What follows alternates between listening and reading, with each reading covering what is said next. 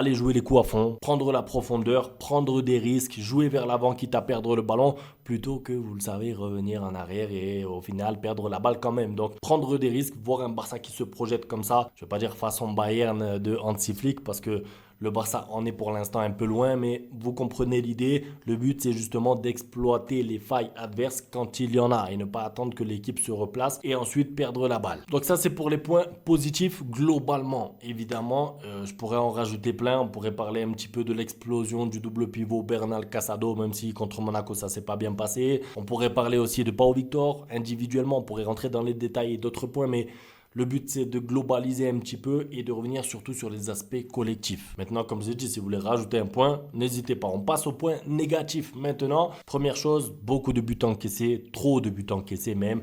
2 buts par-ci, 3 buts contre Monaco. Contre le Milan AC, le Barça a été mené 2-0 en 10 minutes. Donc, le Barça prend trop de buts. Il faut le dire aussi, c'était une défense premièrement remaniée, deuxièmement avec des joueurs en méforme. Je pense à Koundé qui est revenu tard. Il manque Araujo, il manque Koubarsi, il manque, j'allais dire Cancelo. On ne sait même pas ce qui devient Cancelo. On ne sait pas s'il va revenir au Barça.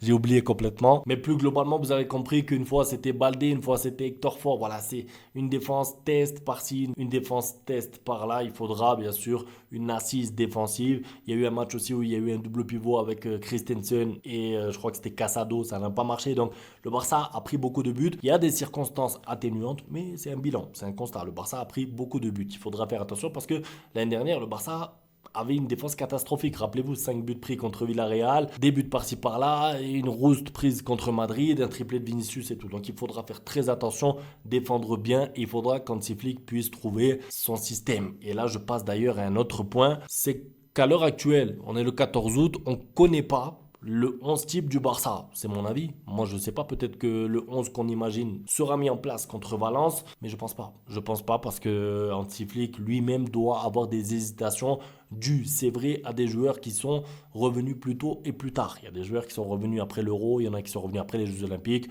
C'est compliqué. Donc, je ne dis pas que c'est sa faute à lui, mais c'est un constat que je fais sur l'ensemble, c'est qu'il n'y a pas eu de 11 type parce que comme c'est des matchs amicaux, il y a tellement de changements qu'il prépare l'équipe pour être au top physiquement pour la première journée de Liga, mais justement, il y a tellement de changements qu'en fait, on s'y perd un petit peu. Alors oui, on a deviné qu'il y avait un 4-2-3-1 avec un double pivot, un numéro 10 qui était souvent Pablo Torre, mais je ne pense pas que ce sera Pablo Torre qui sera titulaire en Liga. Bref, c'est un peu compliqué pour l'instant. On n'a pas trop idée du 11 type du Barça.